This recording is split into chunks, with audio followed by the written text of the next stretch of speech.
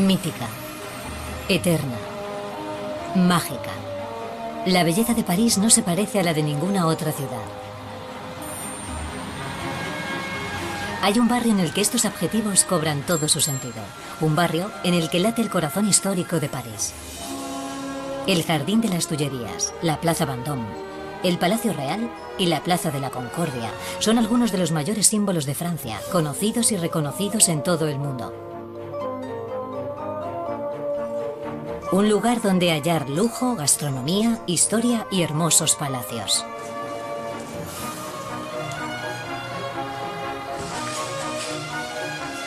Para tomarle el pulso a la magia que se produce desde hace siglos, hay que adentrarse en el París real.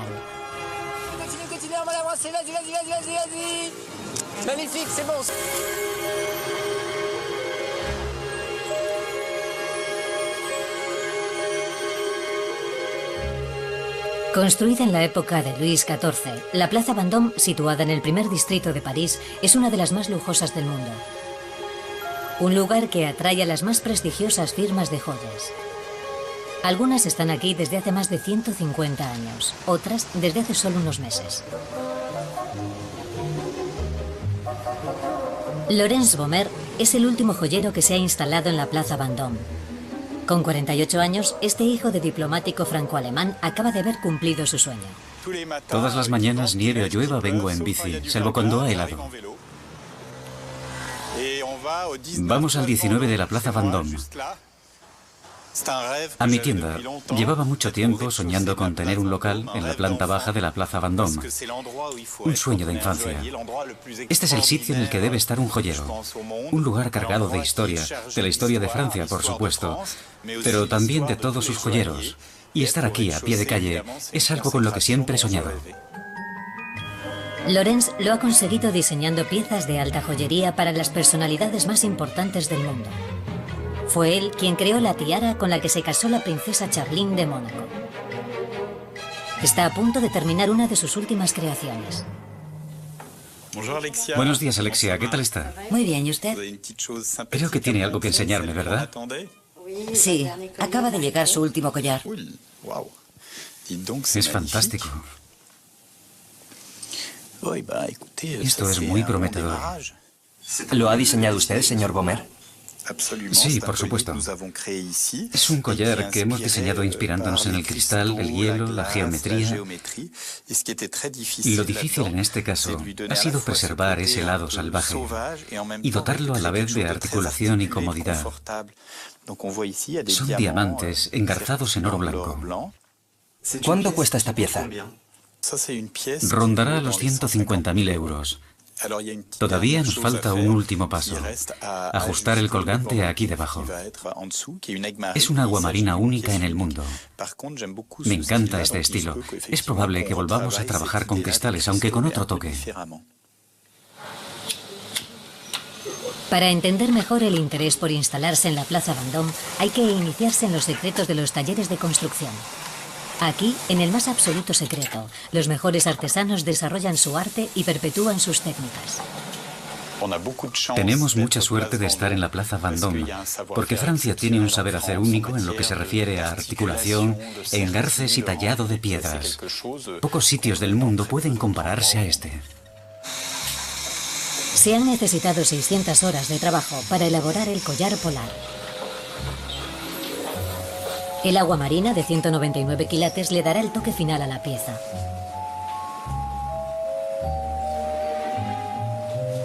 Francia es uno de los pocos países que forma a joyeros. La concentración de talleres en el barrio contribuye a la fama mundial de la plaza. En su origen, la plaza no estaba pensada para albergar a joyeros. A finales del siglo XVII, Jules Antoine-Monsart, arquitecto de Versalles, tuvo la idea de construir una gran plaza dedicada a la gloria de Luis XIV. La plaza debía ser sede de la administración real, pero las obras nunca terminaron por falta de dinero. Los edificios en construcción se cedieron a las mayores fortunas de la época, con la condición de que se respetaran las fachadas. Son el único testigo que queda del proyecto real. Laurence Bomer vive en el chalet particular del conde de Effron. Os estoy llevando al patio interior del Hotel de Évreux para que apreciéis el conjunto histórico de este lugar, de la estructura. Aquí tenemos la antigua entrada de carrozas donde aparcaba el conde. Si miramos hacia el otro lado, podemos ver el aspecto que tenían los apartamentos privados durante el reinado de Luis XIV. Son excepcionales, porque son los únicos que han conservado la estructura intacta tal y como fue ideada y construida en el siglo XVIII. El patio interior es enorme e impresionante. Todo se ha llevado a cabo respetando aquella época. Laurence Bomer es un enamorado de la historia y siente pasión por el emblemático monumento de la plaza, la columna Vendôme. Tiene una colección única de este monumento levantado en 1810 y que no siempre ha estado en pie. Esta es muy interesante, ya que se tomó durante la Comuna. Aquí vemos la columna derribada y a los comuneros observándola en el suelo. ¿Esto de cuándo es? Fue tomada en 1871. Laurence Bomer tiene más de 100 daguerrotipos y fotografías en su colección que repasan la vida de la columna y del barrio. Descubrimos la estatua del emperador con uniforme de cabo que dominaba la columna durante la monarquía de Julio. O instantáneas más contemporáneas, como esta foto de Coco Chanel en el balcón de su apartamento en el Hotel Reich. ¿La columna ha sido siempre un icono de moda y lujo? La gente siempre se ha preocupado mucho por el aspecto de la columna Vendôme, porque representa el barrio que creció gracias a los locales de lujo que abrieron durante la construcción de la Ópera de París. Cuando abrió la Ópera de París, las mujeres querían ser chic, querían estar a la última, ser las más elegantes, y surgieron muchos negocios de lujo en la calle de la Paix en dirección a la columna Vendôme, empezando por Worth, Doucet y otros modistos que siguieron el movimiento. Esta es una foto muy interesante. Después de la Comuna, hubo que reconstruir la columna, y aquí vemos al constructor o al que fuera propietario de la empresa a la que se encargó volver a levantar la columna, con chistera, en medio de los obreros, supervisando el trabajo. Debía de ser un apasionado de la fotografía, ya que tengo otra instantánea tomada por otro fotógrafo en la que también aparece. Aquí vemos el conjunto de las obras, a los obreros y a este personaje. Es él.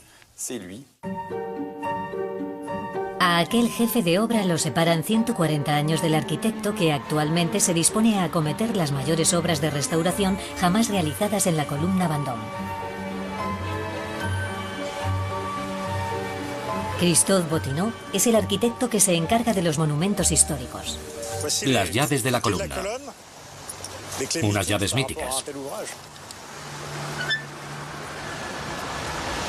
Va a volver a dar vida a los bajorrelieves de la columna levantada por orden de Napoleón para mayor gloria de la Gran Armée.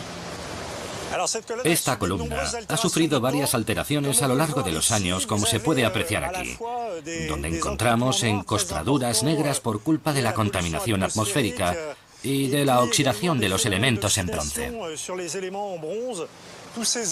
Todos estos elementos negros dificultan la lectura de los elementos de la decoración, como la chaqueta de este oficial, con una parte negra y otra más clara, estas rebabas, el mortero. No se distinguen los diferentes elementos y no se entiende el conjunto de trofeos en el zócalo de la columna. La columna Vendôme fue construida con el bronce de los cañones arrebatados a los rusos y austriacos durante las campañas del emperador. El zócalo representa los restos mortales de los vencidos. Gracias a la restauración se podrá apreciar la pátina de bronce. Aquí podemos ver algunas pruebas que nos ayudan a visualizar el resultado final. Vuelve a aparecer el relieve, ya sea en la decoración de olivo de este lazo o en la empuñadura de esta espada, en el mortero. La gente podrá hacerse una idea de lo que representa el zócalo de la columna, que es extremadamente importante. ¿Cuánta gente puede entrar aquí? Nadie, está restringido.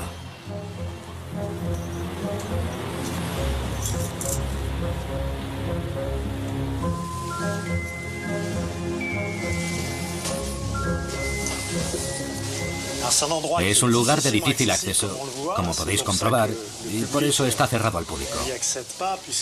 La escalera de caracol es muy estrecha y sirve únicamente para el mantenimiento de la columna desde el núcleo de piedra sobre el que se adhieren las placas de bronce. Llegamos a los 40 metros de altura y a medida que vamos subiendo veréis que aparecen puntos de luz.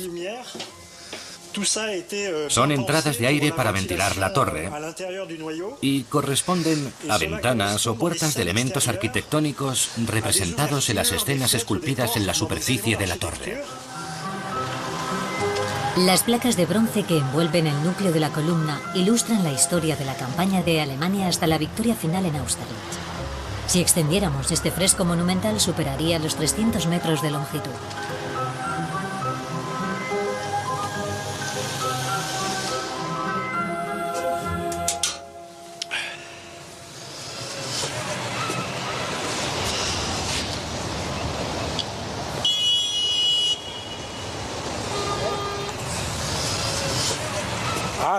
Siempre es emocionante estar al pie de la estatua de Napoleón y, sobre todo, observar París desde las alturas.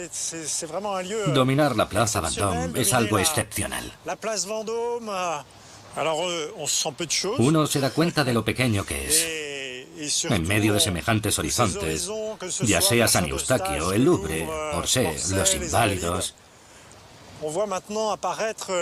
Ahí vemos surgir el obelisco de la Plaza de la Concordia, justo delante de la Torre Eiffel. ¿Ha servido alguna vez de torre de vigía? No, la columna jamás ha tenido vocación de torre de vigía. La función de la garita de la cima es alojar el final de la escalera y servir de zócalo para la estatua de Napoleón, que está encima, que es la tercera desde las obras originales. Uno se siente casi como un pájaro. Es como si sobrevoláramos la plaza.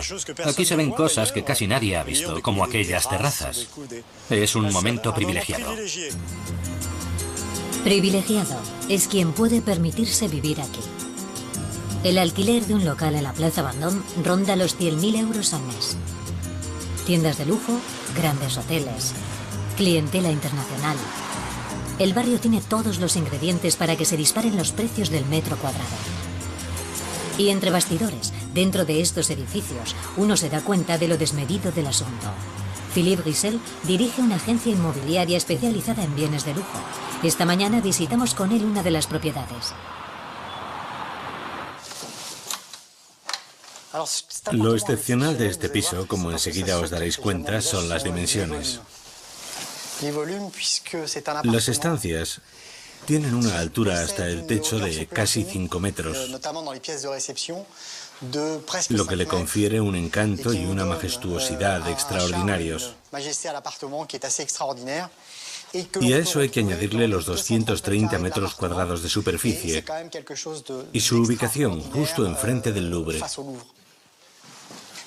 Cuesta algo más de 6,5 millones de euros. Son 230 metros cuadrados, así que hablamos de unos 30.000 euros el metro. 6,5 millones de euros, más 1 millón de reforma.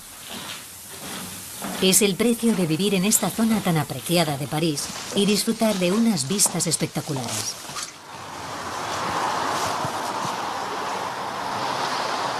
Ya que hablamos de vistas, os voy a dejar que disfrutéis de las que tiene este piso. Desde el Sena, pasando por el Louvre, hasta las arcadas de las Tullerías a la derecha. Otro de los elementos extraordinarios de este piso es el balcón corrido, que nos permite disfrutar de unas vistas amplísimas. Por un lado está la Torre Eiffel, y por otro tenemos la iglesia de Saint-Germain-l'Auxerrois. Todo ello le confiere un encanto añadido a esta propiedad. Es un tipo de piso muy cotizado sobre todo por clientes sudamericanos, en concreto brasileños, para los que una segunda residencia ha de medir al menos 200 metros cuadrados. Son multipropietarios. Tienen casas en París, Londres, Ginebra, Tokio, Hong Kong. Son gente con un poder adquisitivo elevadísimo, que están enamorados de París y quieren un trozo de la ciudad. Estos pisos son perfectos para ellos. Un poco más lejos, en la calle de Rivoli, Philippe Roussel nos revela cuál es la zona más cara de París.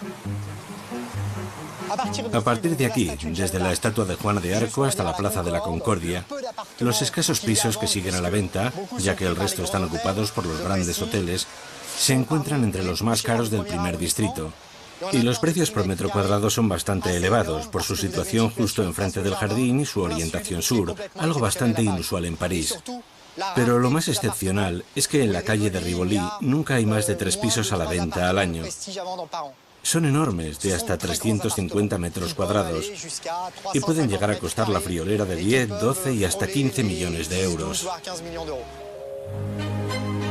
La calle de Rivoli se extiende a lo largo de 3 kilómetros y bordea las Tullerías y el Louvre.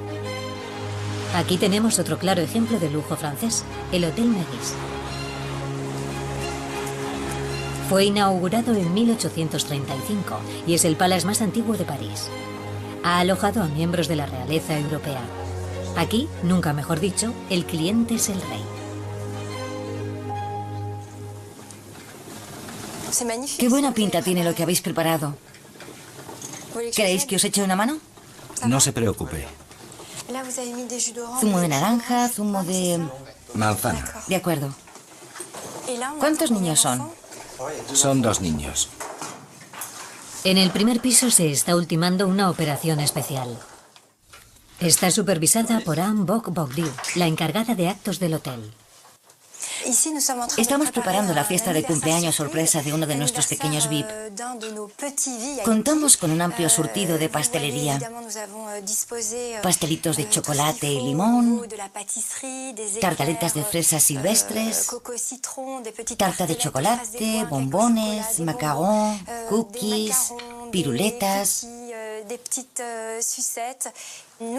Con nosotros está Pistacho, que echa mucho de menos a su amiguito, al que no ve desde su última estancia.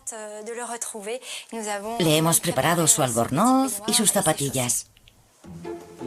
Para poder disfrutar de la denominación Palace, un hotel ha de cumplir más de 200 requisitos específicos. Servicios de habitaciones. Pero para Anne, el más importante es saber estar a la altura de las exigencias de los clientes.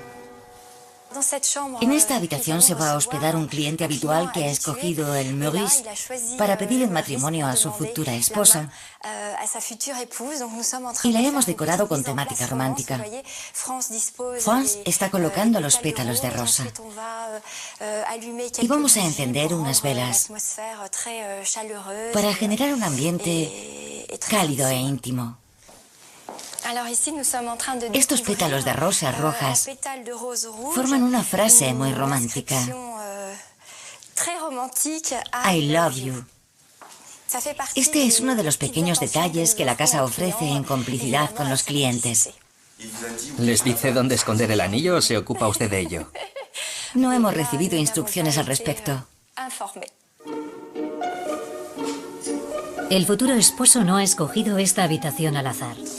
En ella se alojaba el mismísimo Dalí, que se hospedaba regularmente en el hotel. Varios detalles del mobiliario son testigos de su presencia.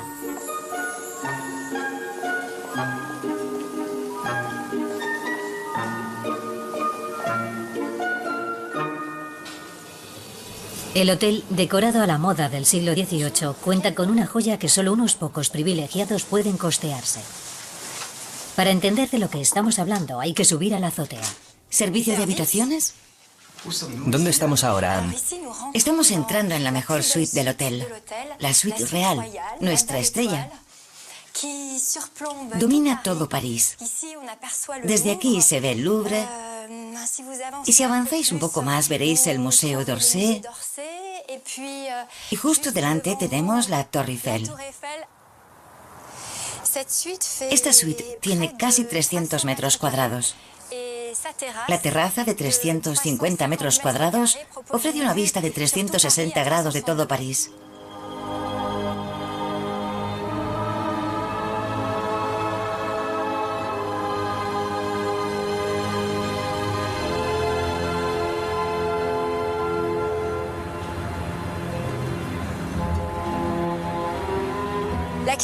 La clientela del Nodris viene en busca del corazón de París. Y eso es lo que descubrimos con toda esta panorámica de monumentos históricos. A nuestros pies tenemos el Jardín de las Tullerías y una perspectiva incomparable del Museo del Louvre. Y un poco más lejos, las dos agujas de Notre Dame. Una noche en la suite real cuesta entre 14.000 y 18.000 euros en función de la temporada. ¿Quién puede permitirse esta suite? No puedo daros los nombres de nuestros clientes. Es información confidencial. Pero sí que os diré que son enamorados de París, de este barrio, del primer distrito. París es una de las ciudades más románticas del mundo, de las más históricas, y eso es lo que encontramos aquí.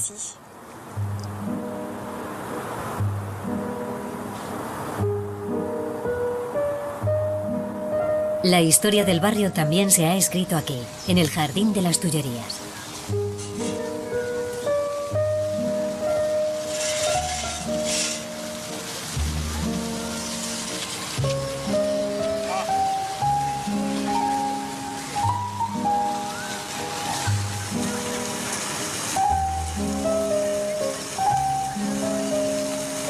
El Jardín de las Tullerías es uno de los jardines públicos más antiguos de todo París. Cada año, más de 12 millones de viandantes recorren estas calles. La perspectiva de los Campos Elíseos sigue siendo la misma que elaboró en sus planos Lenotre, el jardinero del rey, hace más de 3 siglos. ¿Qué tal? ¿Todo en orden? Sí, sin problema. Los puntitos son las plantas que saldrán el año que viene. ¿Os habéis topado con las raíces de la palmera? ¿No? ¿Todo ha ido bien? Pierre Bonneau es el jardinero jefe de las Tullerías. Se ocupa de la composición de los boscajes del primer jardín a la francesa anterior a Versalles. Aquí se puede adivinar la composición. Tendrá forma de teclas de piano, con colores claros sobre un fondo formado por sarcócocas. Huele muy bien. En un jardín como el de las Tullerías no podemos hacer lo que queramos. Hay que respetar estrictamente la composición del Lenotre. Paseo contra paseo y boscaje con apertura. Sin embargo, los boscajes originales de Lenotre desaparecieron hace mucho tiempo y los que vemos hoy en día son de 1990. Así que tenemos un jardín del siglo XVII que sirve de fondo a un jardín interior del siglo XXI. Trazados geométricos. Perspectivas espectaculares. Composiciones inteligentes. La genialidad de Lenotre reside en asociar un palacio, un gran jardín y la explanada de los Campos Elíseos. Este modelo de acondicionamiento urbano será retomado en ciudades como San Petersburgo o Washington, frente a la Casa Blanca.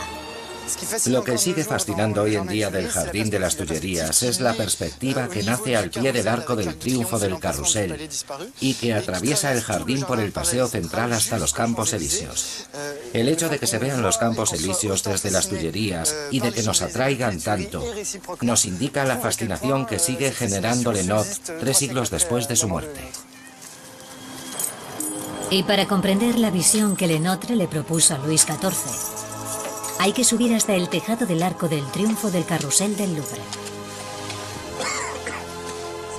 Hay un poco de polvo. Pierre sube con Guillaume Fonel, conservador del Museo del Louvre.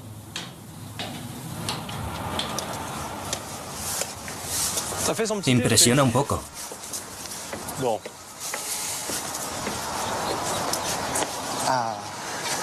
Qué bonito.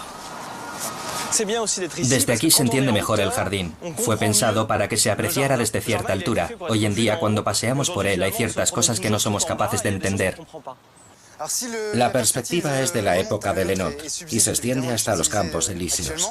Pero el paisaje ha cambiado completamente. Se ha urbanizado. Esto antes era el límite de la ciudad. A la derecha, detrás de la calle de Rivoli, estaba el suburbio de Saint-Honoré y a la izquierda, al otro lado del Sena, estaba el campo. Desde las Tullerías se podían ver las praderas de la margen izquierda, algo que hoy en día, por supuesto, ha desaparecido. Cuando estoy aquí, siempre pienso en el desaparecido Palacio de las Tullerías. El jardín fue concebido en un principio como ornamento del palacio. Había terrazas en el primer piso, que pertenecían a los aposentos reales, desde las que se disfrutaba de una vista maravillosa sobre el jardín. Los parterres estaban mucho más historiados, tenían grabados elaborados con boj que decoraban el entorno y estaban pensados para ser admirados desde el primer piso del palacio. ¿Dónde estaba exactamente el Palacio de las Tullerías? Justo ahí delante. En su origen no tenía jardín, únicamente un patio que iba hasta aquel pabellón de la izquierda, el pabellón de Flor. Entre el pabellón de Flor y el pabellón de Marsan, al otro lado, había un edificio de la misma altura que medía 320 metros de largo. Eso era el Palacio de las Tullerías, y el jardín empezaba detrás de ese edificio. El palacio, construido durante el reinado de Catalina de Médici, se convierte en residencia real cuando Enrique IV se instala allí a finales del siglo XVI. En 1664, bajo el reinado de Luis XIV, André Lenot recompone el jardín.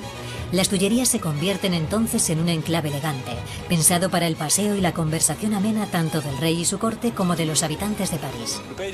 Nadie lo recuerda, pero el Palacio de las Tullerías fue el centro del poder hasta su destrucción en 1871. A partir de la Revolución Francesa, todos los gobiernos de Francia, los revolucionarios, la monarquía, el Primer Imperio, el Segundo Imperio, residieron en las Tullerías. Ahora la sede del Ejecutivo es el Palacio del Elíseo, pero resulta minúsculo comparado con la enormidad del Palacio de las Tullerías, que desapareció. Lo quemaron en 1871 por ser justamente el símbolo del poder. ¿Qué queda hoy en día del palacio? Pues quedan muchos vestigios. Hay elementos de la decoración interior que fueron descartados en las sucesivas reformas a las que lo sometieron sus ocupantes, por lo que conservamos cosas de antes del incendio de 1871. Y también se han rescatado algunos elementos arquitectónicos. Se han vuelto a erigir algunos arcos en el jardín. Hay elementos en el Louvre y hay piedras en muchas partes de Francia e incluso en otros países. Encontramos elementos en Berlín e incluso en América Latina.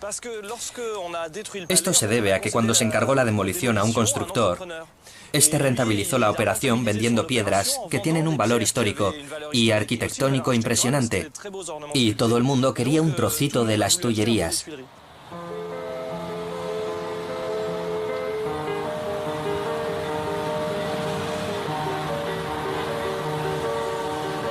En el jardín de las Tullerías, cargado de historia, existen otros testigos del pasado.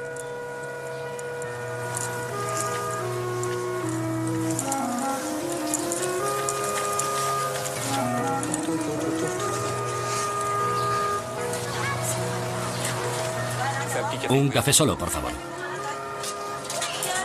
¿Está Elliot? Hola, Elliot.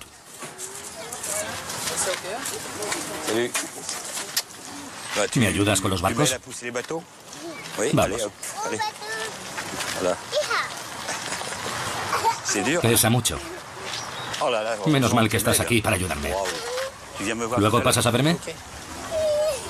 Alain Courbet, escultor, lleva 25 años empujando su carro con barcos. Este enamorado del jardín de las Tullerías perpetúa una tradición que se remonta a principios del siglo XIX. Ya no cumplo los 60, ¿eh? En cuanto llego, es la revolución. ¿Dónde ha comprado los barcos? Los he hecho yo mismo. Cojo un trozo de madera y yo mismo los fabrico. Para usted esto tiene que ser el paraíso con tanta escultura. Hay cosas maravillosas. Me encantan los mayol. Pero hay que verlos cuando ha nevado. Así se aprecia la sencillez a todos los niveles. Aquí el ritmo lo marcan las estaciones. ¿Qué es lo que le empuja a seguir? El sol, el cielo de París, la sonrisa de los niños, la eternidad. Tengo muchos recuerdos de la infancia. Mi madrina vivía cerca y en Navidades y Semana Santa venía aquí de vacaciones. Todavía recuerdo el tío vivo. Una cosa que se me ha quedado marcada de cuando tenía unos 4 o 5 años es la imagen de los jardineros que rastrillaban las hojas. Eran 2 y se movían tan despacio que parecían autómatas. Siempre lo recordaré. Hola, ¿cuánto cuesta? Son 2 euros por 20 minutos. Puedes escoger el barco que quieras. Tengo muchas anécdotas y muchos recuerdos. Una niña estuvo jugando durante 1 hora. Al rato, volvió para ver si seguía habiendo olas debajo del barco. Poesía en estado puro. Lo recordaré toda la vida. Me acuerdo también de un chaval superdotado que me dijo que lo que yo hacía era vender aire.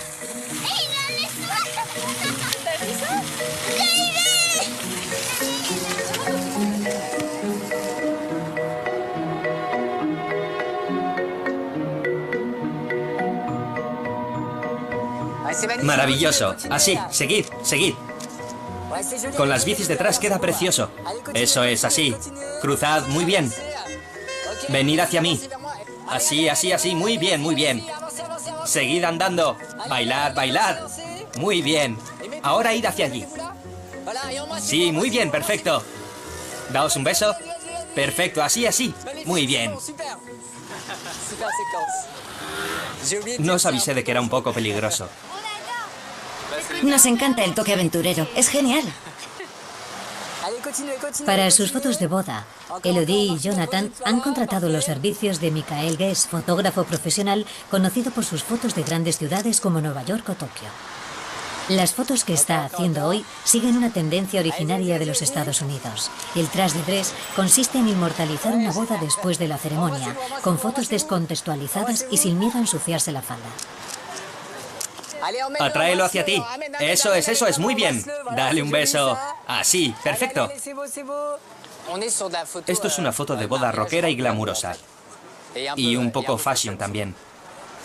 Estamos frente al Meguis. Forma parte de la imaginería parisina. Tiene ese aspecto muy chic y muy elegante. Ahora date la vuelta. Enseguida encuentras esa magia, ese ambiente que irradia los lugares cargados de historia y que le confieren un matiz mucho más rico que, por ejemplo, si hubiéramos hecho la típica foto de los novios frente a un lago. Algo que resulta mucho más plano. Seguid, seguid. ¿Le suelen pedir muchas fotos en la Plaza de la Concordia? Sí, es uno de los rincones mágicos de París. Cuando hago fotos de boda en París, es un sitio recurrente. Claro que sí. Vamos a ponernos frente al Hotel Crillon. Venga, bailad un poquito. Eso es. Muy funky. Perfecto. Miraos, miraos. Sonreíd. Así, así. Muy bien. Perfecto, perfecto. A ver, ahora. Ponte así un poquito. Así. Estupendo. Muy bien.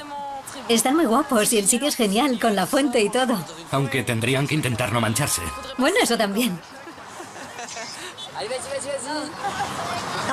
Somos de Bélgica, de la región de Mons. En Bruselas hay alguna cosa, pero no tiene nada que ver con esto. ¿Por qué estáis en la Plaza de la Concordia? Pues porque París es la ciudad de la luz, la ciudad de los enamorados. Mítica, eterna, mágica. Cuando cae la noche en la Plaza de la Concordia, bajo la mirada del obelisco, el monumento más antiguo de París, la ciudad de la luz brilla con todo su esplendor.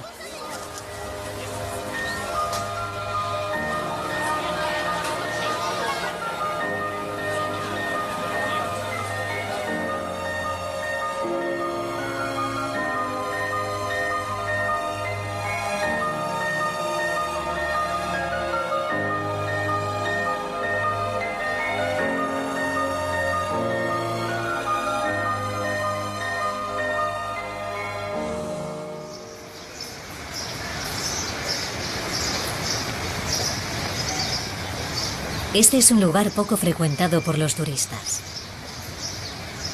Un remanso de paz al abrigo del tráfico, donde conviven paseantes, familias y deportistas. Resulta complicado imaginar que este lugar cerrado fuera durante años el lugar más animado y concurrido de Francia. Jean-Louis Debré vive en el barrio. Es el presidente del Consejo Constitucional de la República Francesa y un apasionado de la historia, que se sabe al dedillo la vida del Palacio Real y de sus arcadas. Buenos días. Señor presidente. Estoy buscando... Busco un regalo. Estoy buscando un regalo para una persona que fuma en pipa. ¿Qué me aconseja? ¿Es coleccionista o...? No necesariamente. Le gustan las pipas antiguas. ¿Del siglo XVIII o XIX? Sí, del 19. Esto es muy original. ¿Qué es? Es enebro. ¿Pero es una pipa? Sí, se fuma así. Increíble. Es un único trozo de madera. Se ha tallado todo por dentro. Esta es una pipa de 1818 hecha aquí. Me encanta venir aquí. A través de cada objeto puedo seguir la pista de la historia de Palacio. Me encanta. La originalidad de esta tienda es que siempre ha fabricado aquí sus pipas. Es fascinante. Aquí había un taller. Increíble. ¿Desde cuándo está abierta esta tienda? Desde hace casi 200 años. Yo llevo aquí 15. Claro, mujer, no van a ser 200. Pues no me importaría vivir tanto. ¿Eso qué es? Mire, un tren. ¿Con esto se puede fumar? Claro, fíjese. La tienda de pipas de Raquel es una de las más antiguas de la capital. Aquí uno puede encontrar todo tipo de pipas, hasta artículos de colección que alquila para el cine. Algunas son testigo de una época no tan lejana, en la que el palacio era un lugar de divertimento. Son piernas de mujer. Ah, sí. Esto empieza a parecerse a un sex shop.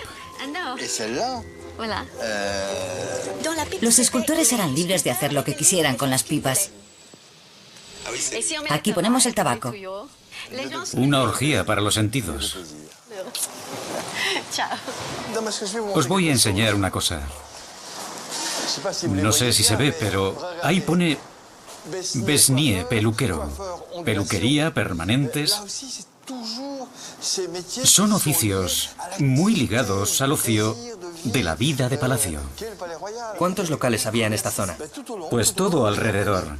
Mirad esto. Se vendían peluquines y se peinaban postizos. En este lugar hacían falta bares. La gente tenía que beber. Aquí tenemos el Café Corazza, fundado en 1787. Si prestáis atención, se oye una vocecita con acento corso. Es Bonaparte. Si seguimos, nos topamos con las galerías Montpensier y después con vendedores de corsés y otras prendas femeninas. La familia Guilbon vive aquí desde hace 3 generaciones. Su piso está situado sobre un lugar de pasado turbio. Encima del Café Corazza había... Según lo que he leído en obras especializadas, encima estaba el Pellizcaculos. ¿Y qué era el Pellizcaculos? Pues era un local de alterne. No sé si era muy popular, pero seguro que era bastante alegre. Era un lugar de libertinaje. ¿Pero qué ocurría en ese sitio? Pues por el nombre yo diría que... Se lo puede imaginar. No creo que allí estuvieran las prostitutas. Más bien creo que captaban a los clientes en la entreplanta. El mismo Bonaparte cuenta que sus primeras aventuras con el sexo opuesto las tuvo aquí, en esta galería.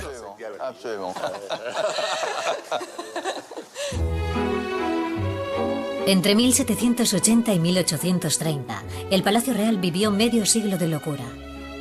Era el punto de encuentro de una sociedad parisina a la vez elegante y libertina. Aquí, en un espacio cerrado que solo se comunicaba con el exterior mediante galerías y peristilos, se reunía todo lo que la capital podía ofrecer en materia de lujo y placer. En la actualidad, el ambiente es más moderado y las boutiques de moda se han hecho con las arcadas. Pero sigue habiendo un sitio que nos remite a esa época.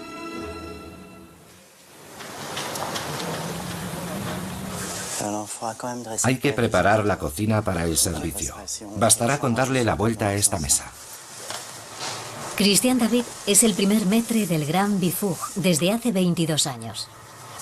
Fundado en 1784, el antiguo café de Chartres mantiene su decoración original.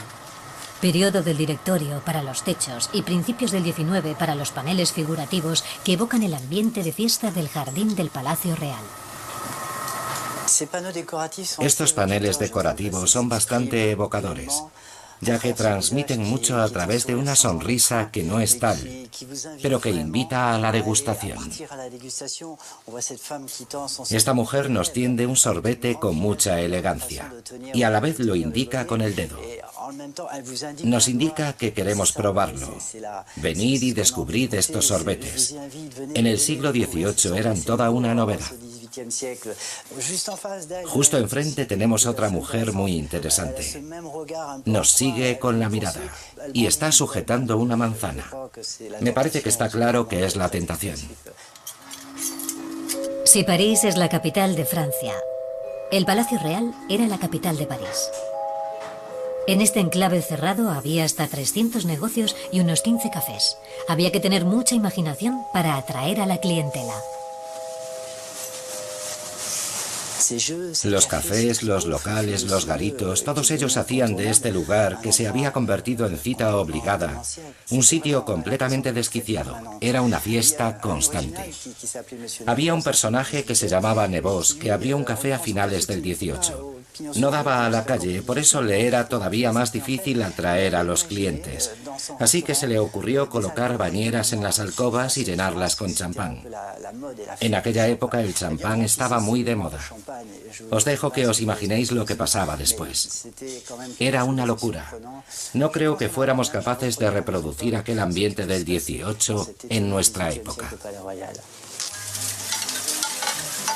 En las cocinas del restaurante, el chef Guy Martin tampoco intenta reproducir las recetas de antaño. Propone una cocina de 2 estrellas.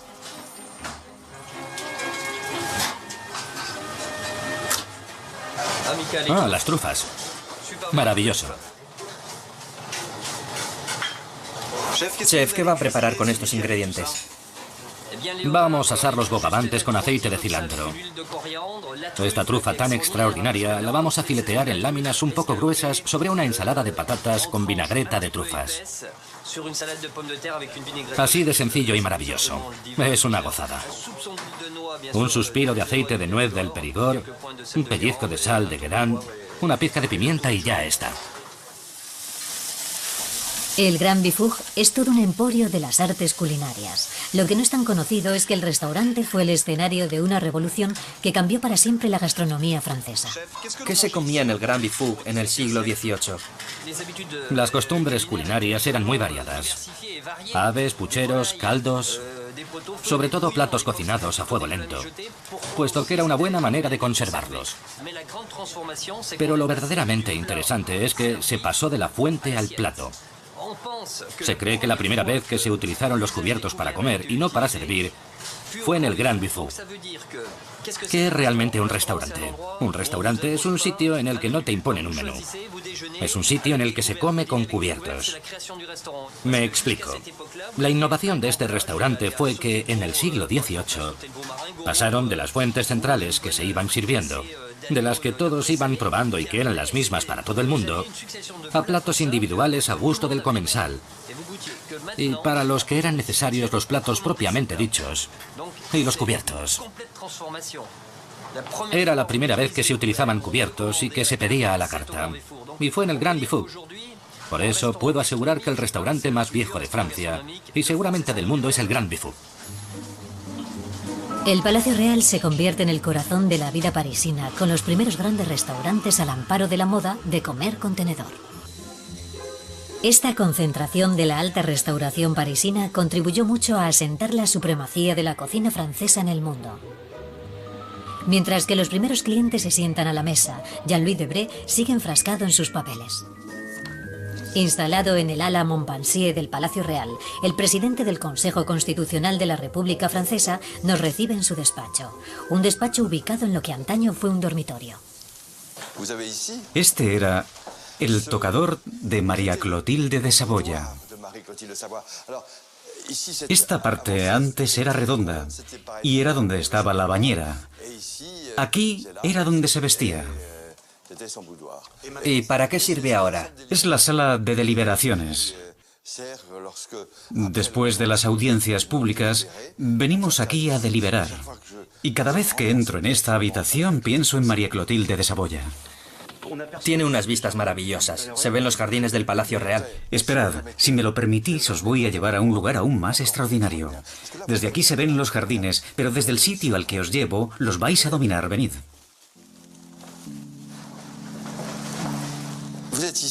Estamos en un palacio que ha sobrevivido a todos los regímenes políticos. Fue el palacio del cardenal Richelieu, primer ministro de Luis XIII, y por supuesto, Luis XIV se crió aquí. Se fue convirtiendo progresivamente en el palacio de la otra rama de la familia real, los Orleans. Como siempre les digo a los niños que vienen a visitarlo, aquí era donde los reyes se comían los cereales y se bebían las Coca-Colas. Hay que imaginarse a los reyes y a los príncipes en este comedorcito que da a los jardines. Este es un salón magnífico, uno de los más bonitos de palacio. El Salón Rojo. Aquí ha estado la monarquía legitimista, la monarquía realista, el primer imperio, el segundo, la república. Es maravilloso. Estamos en el corazón de Francia. Venid por aquí, vamos a subir. El ascensor es de época, por supuesto.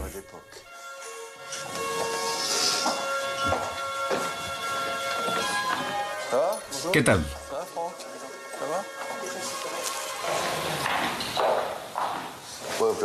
Además, vamos a tener una luz maravillosa.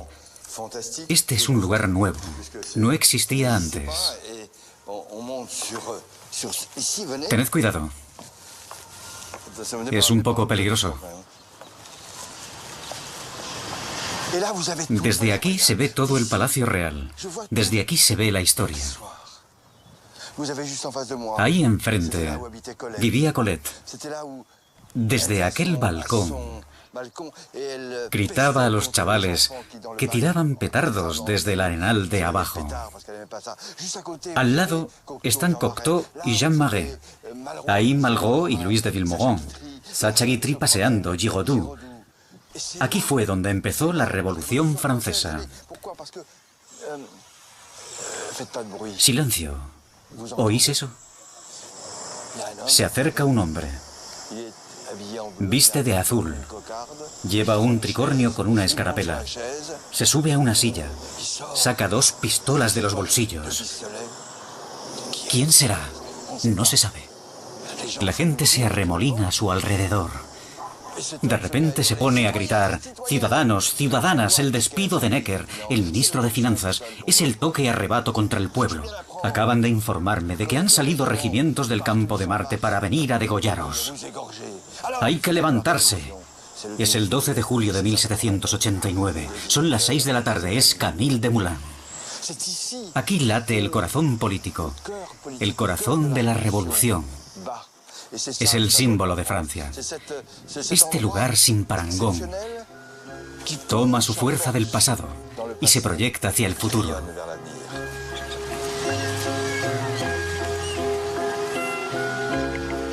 Forjada en el pasado, celebrada aún hoy en día, la historia del París real continúa. El corazón de la ciudad de la luz sigue latiendo. París siempre será París.